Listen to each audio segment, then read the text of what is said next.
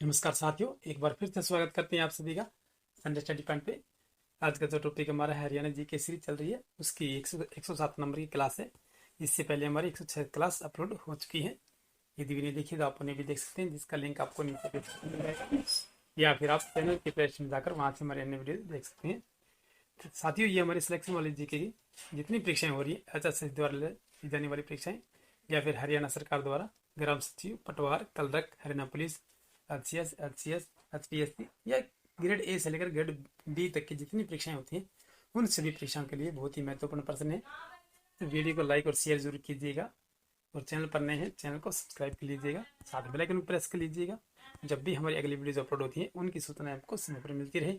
तो चलिए साथियों, चलते हैं आज का जो हमारा पहला प्रश्न है, जो आपकी स्क्रीन पर आ गया है कि निम्न में से कौन सा हरियाणा का प्रथम प्रादेशिक नाम था। देखिए, सबसे पहले हरियाणा का प्रादेशिक नाम क्या था प्राचीन काल में? आर्यावर्त, ब्रह्मावर्त, डिलिप, इनमें से कोई नहीं। तो सभी अपने आंसर कमेंट बॉक्स में करिएगा जल्दी से जल्दी। इसका सही आंसर क्या हो जाएगा साथियों कि निम्न में से कौन सा हरियाणा का प्रथम प्रादेशिक नाम था? ये ब्रह्मावर्त, ऑप्शन नंबर बी जो हमारा बिल्कुल सही आंसर हो जाएगा। इसी ब्रह्मा की भूमि माना गया है हरियाणा को। चलिए साथियों, अगला प्रश्न चलते हैं। टोपरा अंबाला का अशोक स्तंभ किस शासक द्वारा दिल्ली लाया गया? मोहम्मद बिन तुगलक, अलाउद्दीन खिलजी, फिरोज शाह तुगलक या सिकंदर लोधी? कि टोपरा में जो है, अंबाला जिले में आता है टोपरा गांव, यहाँ पर एक बहुत बड़ा अशोक स्तंभ बना, सॉरी दोस्तों, अशोक का चक्र बनाया गया है, चिन्ह बनाया गया अशोक चक्र का। ठीक है साथियों, ये पूछा भी जा सकता है आपसे। और जो टोपरा स्तंभ मिला था यहाँ पर अशोक का, उसे दिल्ली ले जाया गया था यहाँ से। तो ये कौन सा था जिसने ले गया? ये मोहम्मद बिन तुगलक था। ठीक है, ऑप्शन नंबर ए अब जो हमारा बिल्कुल सी आंसर हो जाए, मोहम्मद बिन तुगलक जो है इसे दिल्ली ले गया था। चलिए साथियों, अगला प्रश्न चलते हैं। अजीत सिंह किस रियासत का शासक था? कैथल, लाडवा, पटियाला या भिवानी? अजीत सिंह किस रियासत का शासक था? ये लाडवा का शासक था ये अजीत सिंह जो है। ऑप्शन नंबर बी जो हमारा बिल्कुल सही आंसर हो जाएगा। कि हरियाणा के कौन से नेता असहयोग आंदोलन के पक्ष में नहीं थे? असहयोग आंदोलन जो है महात्मा गांधी ने शुरू किया था, तो उसके पक्ष में कौन कौन नहीं थे? मौलीचंद, श्री राम शर्मा, जानकी दास या चौधरी छोटू राम? तो सही आंसर क्या हो जाएगा साथियों? जल्दी से जल्दी आप अपने आंसर कमेंट करें कि हरियाणा के कौन से नेता जो है असहयोग आंदोलन के पक्ष में नहीं थे। ये चौधरी छोटू राम थे। ऑप्शन नंबर डी जो हमारा बिल्कुल सही आंसर हो जाए, ये असहयोग आंदोलन के पक्ष में नहीं थे ये। चलिए दोस्तों, अगला प्रश्न चलते हैं हमारी। किस प्रकार की मृदा को हरियाणा में रोसली भी कहा जाता है? हल्की मृदा, मध्यम मृदा, गिरिपादी दोमट मृदा या भारी दोमट मृदा? ये किस प्रकार की मृदा? देखिए, मिट्टी जो हमारी कई प्रकार की होती है। ठीक है साथियों, तो इसमें से किस प्रकार की मृदा जो हरियाणा के में जैसे रोसली नाम से जाना जाता है, ये हल्की मृदा जो है उसे रोसली भी कहा जाता है। चलिए, अगला प्रश्न जो हमारा है कि हरियाणा में किस सब्जी का सर्वाधिक उत्पादन होता है? देखिए, जो हम सब्जी खाते हैं उसका सबसे अधिक उत्पादन कौन सी सब्जी का होता है हरियाणा में? फूल गोभी, प्याज, आलू या टमाटर?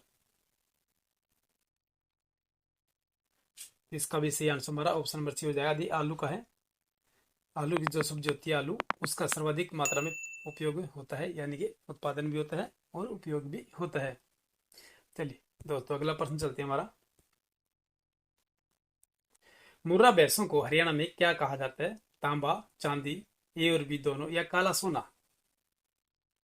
ये मुर्रा भैंस जो है इसे हरियाणा का काला सोना भी कहा जाता है।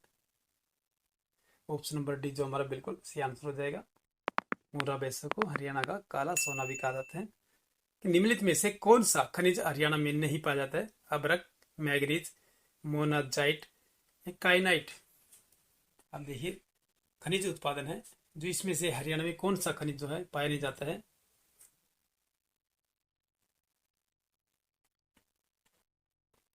ये मोनाजाइट जो है ये हरियाणा में नहीं पाया जाता है। बाकी देखिए, अभ्रक, मैग्नीज, काइनाइट, ठीक है, ये तीनों ही खनिज पाए जाते हैं हरियाणा में।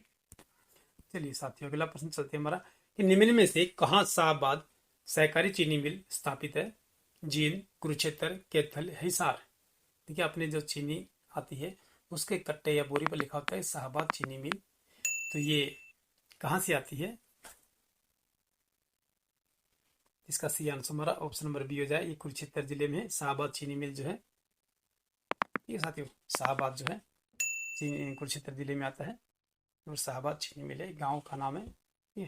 चलिए साथियों अगला प्रश्न हमारा है, भूपिंद्रा सीमेंट फैक्ट्री सूरजपुर स्थित है, फरीदाबाद, सोनीपत, अंबाला या पलवल? भूपिंद्रा सीमेंट फैक्ट्री सूरजपुर कहाँ पर स्थित है ये अंबाला में है। ऑप्शन नंबर सी जो हमारा बिल्कुल सी आंसर हो जाएगा। ये पहले एक दादरी में हुआ करती थी जो अब बंद हो चुकी है, काफी टाइम हो गया बंद कर दी है, वो सीमेंट फैक्ट्री थी। चलिए साथियों अगला प्रश्न जो हमारा, हरियाणा बाहरी वाहन चालक प्रशिक्षण संस्थान निम्न में से किस स्थान पर स्थित है? मुरथल, चरखी दादरी, अंबाला या तावड़ू? ये हरियाणा रोडवेज की जो बसें चलती हैं या जो हमें बड़ी बड़ी गाड़ी चलाते हैं जिसे भारी लाइसेंस हैवी लाइसेंस कहते हैं, वो कहाँ बनाया जाता है? उसका जो प्रशिक्षण केंद्र है कहाँ पर है? कि हरियाणा भारी वाहन चालक प्रशिक्षण संस्थान निम्न में से किस स्थान पर स्थापित है जिसे हम हैवी लाइसेंस बनवाते हैं? तो उसके लिए पूछा गया ये कहाँ पर है ये मुरथल में है। ऑप्शन नंबर ए जो हमारा बिल्कुल सी आंसर होगा।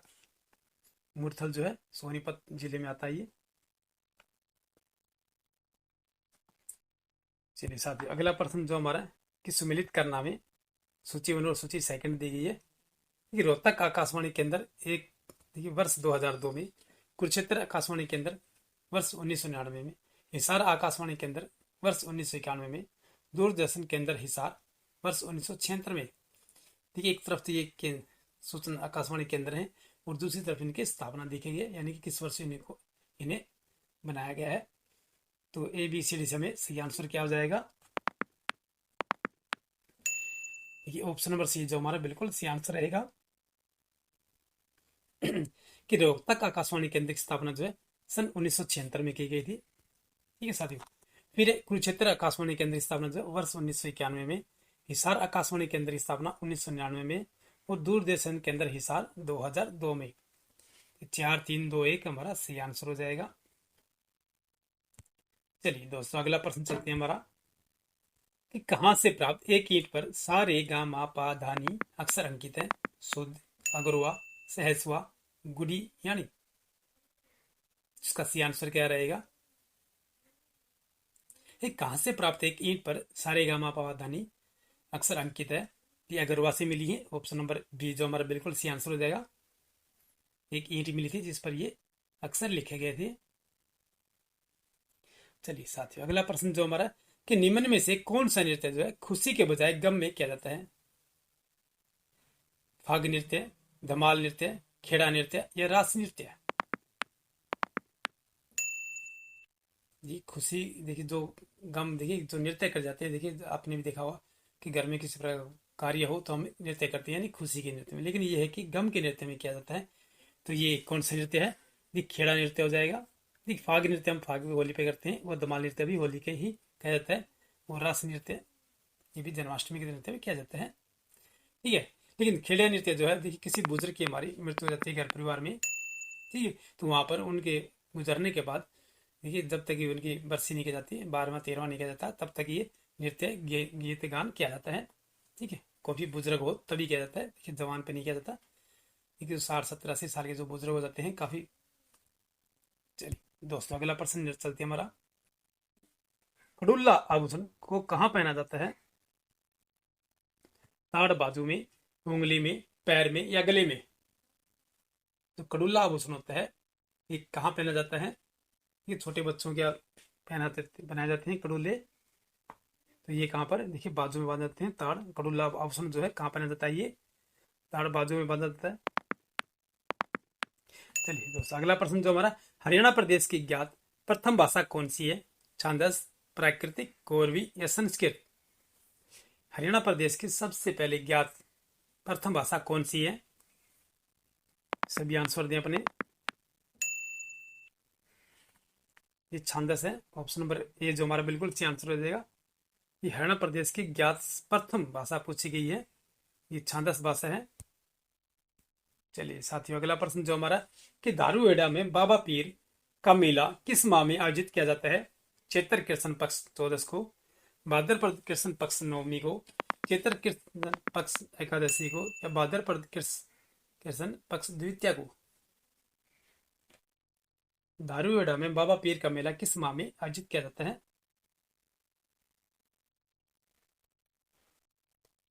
ये भादवी की नवमी को, कृष्ण पक्ष की नवमी को, यानी कि अंधेरी नवमी को, जो अभी हाल ही में गई है, इसे हम गोगा नवमी भी कहा जाता है। ठीक है?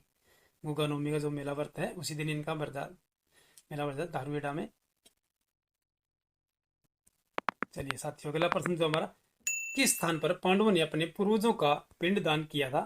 पंचवटी, पांडु पिंडारा, पिंजौर या पानीपत?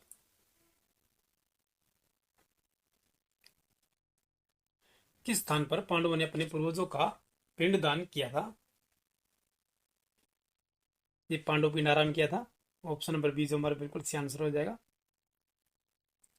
फजल अली आयोग की रिपोर्ट कब प्रस्तुत हुई? वर्ष 1953, वर्ष 1955, वर्ष 1956 या वर्ष 1957? फजल अली आयोग की रिपोर्ट कब प्रस्तुत की गई थी? ये वर्ष 1955 में। ऑप्शन नंबर बी जो हमारा बिल्कुल राइट आंसर हो जाएगा। इस सुमिलित करना हमें सूची में सूची सेकंड दी गई है। भगत फूल सिंह महिला विश्वविद्यालय कहाँ पर है? ये सबसे पहला विश्वविद्यालय हमारा, ये महिला विश्वविद्यालय पहला है। ये भगत फूल सिंह महिला विश्वविद्यालय मुरथल, चौधरी देवीलाल विश्वविद्यालय सिरसा, महर्षि मार्कंडेश्वर विधि विश्वविद्यालय अम्बाला, दीनबंधु छोटूराम विज्ञान एवं प्रौद्योगिकी विश्वविद्यालय सोनीपत।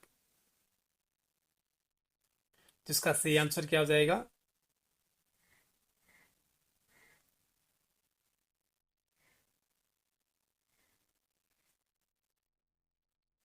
इसका ऑप्शन नंबर बी हमारा बिल्कुल राइट आंसर हो जाएगा। देखिए भगत फूल सिंह महिला विश्वविद्यालय जो है ये हमारा सोनीपत में है। ठीक है, चौधरी देवीलाल विश्वविद्यालय जो है सिरसा में है। महर्षि मार्कंडेश्वर विश्वविद्यालय जो है ये हमारा मुरथल अम्बाला में है। और दीनबंधु छोटूराम विज्ञान एवं प्रौद्योगिकी विश्वविद्यालय जो है ये मुरथल में है। इस प्रकार हमारा 4, 2, 3, 1 से आंसर हो जाएगा। चलिए दोस्तों, अगला प्रश्न चलते हैं हमारा कि निम्नलिखित में से कौन सुमिलित नहीं है? ठीक है, सुमिलित नहीं है हमें बताना है। अजय रात्रा क्रिकेट, संदीप सिंह हॉकी, अजमेर सिंह मुक्केबाजी, सुनील कुमार कुश्ती। ठीक है, सुमिलित नहीं है हमें ये बताना है, जो गलत है हमारा। सुनील कुमार कुश्ती से है। ऑप्शन नंबर डी जो हमारा ये हमारा गलत हो जाएगा। ठीक, अजय रात्रा क्रिकेट से हैं, संदीप सिंह हॉकी से हैं, अजमेर सिंह मुक्केबाजी से हैं, लेकिन सुनील कुमार जो है ये कुश्ती से नहीं है। वर्ष 2011 की जनगणना की कौन सी जनगणना है? दूसरी, 9वीं, 5वीं या 7वीं? देखिए हमारे देश में जो है जनगणना की जाती है हर 10 साल बाद की जाती है। तो वर्ष 2011 में जो जनगणना की गई थी वह कौन सी क्रम की थी? ये हमारी 5वीं क्रम की थी जनगणना जो है। ऑप्शन नंबर सी जो हमारा बिल्कुल सी आंसर हो जाए कि 10 साल बाद जो है जनगणना की जाती है हमारी देश में। चलिए दोस्तों, अगला प्रश्न जो हमारा, राज्य सरकार द्वारा हरियाणा के शारीरिक व मानसिक रूप से विकलांग व्यक्तियों के लिए शुरू की गई विकलांग पेंशन योजना किस आयु के व्यक्तियों पर लागू होती है? 15 वर्ष, 17 वर्ष, 18 वर्ष से अधिक या 20 वर्ष? राज्य सरकार द्वारा हरियाणा के शारीरिक व मानसिक रूप से विकलांग व्यक्तियों के लिए शुरू की गई विकलांग पेंशन योजना किस आयु के व्यक्तियों पर लागू होती है? ये 18 वर्ष से अधिक। ऑप्शन नंबर सी जो हमारा बिल्कुल सी हो जाएगा।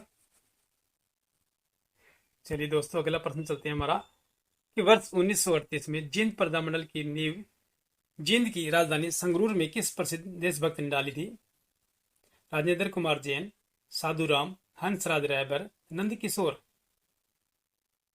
वर्ष 1938 में यानी कि आजादी से पहले जींद प्रजामंडल की नींव डाली गई थी। ये राजधानी इनकी संगरूर थी और पंजाब की थी।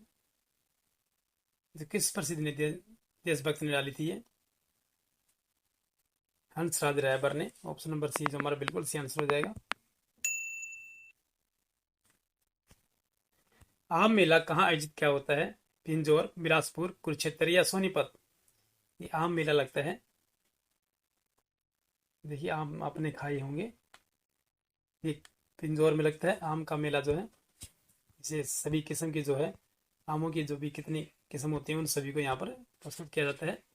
ठीक है। नियम 134A के संबंध में क्या सही है? यह गरीब छात्रों की स्कूल फीस से संबंधित है। हाल ही में इसे राज्य उच्च न्यायालय ने वैध ठहराया है।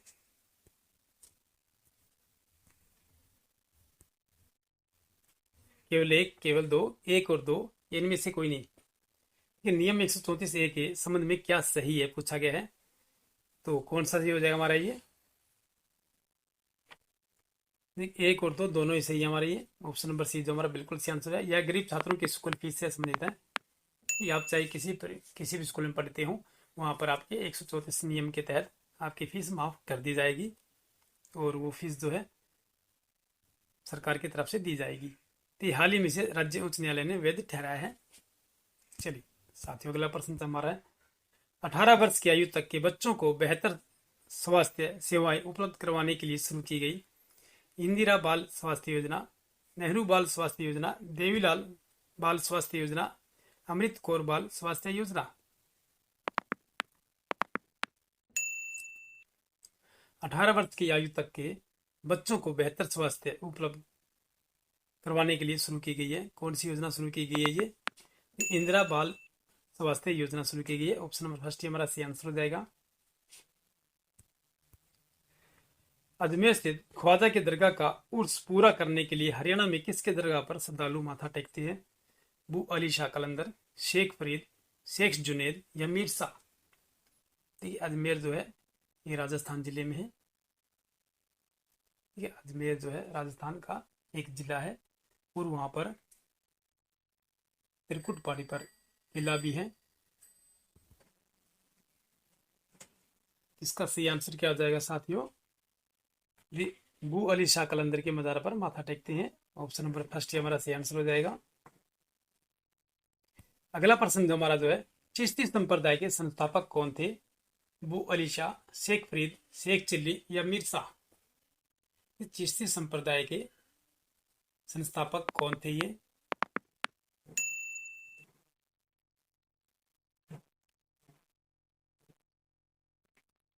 ये शेख फरीद थे। ऑप्शन नंबर बी जो हमारा बिल्कुल सही आंसर हो जाएगा। शेख फरीद जो है ये चिश्ती संप्रदाय के संस्थापक थे। चलिए दोस्तों, अगला प्रश्न जो हमारा नारनौल नगर के समीप जल महल नामक ऐतिहासिक स्मारक का निर्माण नारनौल के जागीरदार शाह कुली खान द्वारा कब करवाया गया था? सन 1530 में, सन 1591 में, सन 1598 में या सन 1600 में? नारनौल नगर के समीप जो है जल महल नामक ऐतिहासिक स्मारक है, तो इसका निर्माण नारनौल के जागीरदार था ये शाह कुली खान था। इन्होंने इसका निर्माण कब करवाया गया था? ठीक, नारनौल जो एकमात्र ऐसा नगर है जिसका महेंद्रगढ़ जिले का पूरा काम काज जो सरकारी काम काज है वो यहाँ पर किया जाता है। नारनौल में इसका केंद्र है। तो बाकी जितने जिले हमारे हरियाणा के उन सभी का जो कार्य केंद्र जो सरकारी काम काज होते हैं उन्हीं के जिले में होते हैं। भिवानी का भिवानी में, हिसार का हिसार में, चंडीगढ़ का चंडीगढ़ में, कैथल का कैथल में, अम्बाला का अम्बाला में, कुरुक्षेत्र का कुरुक्षेत्र में, जींद का जींद में। ठीक है, इस प्रकार। लेकिन महेंद्रगढ़ जो है नारनौल में होता है सारा कार्य सरकारी काम काज। तो इसका सही आंसर हमारा ऑप्शन नंबर बी हो जाएगा। इस सन 1591 में इसका करवाया गया था नारनौल के जल महल का। तो साथियों ये हमारे 30 क्वेश्चन हो गए हैं। तो आपको वीडियो कैसे लगे हमें कमेंट बॉक्स में बताइएगा। वीडियो को लाइक और शेयर जरूर कीजिए और चैनल पर नए हैं चैनल को सब्सक्राइब कर लीजिएगा। तो फिर मिलते हैं नेक्स्ट वीडियो में, तब तक के लिए जय हिंद।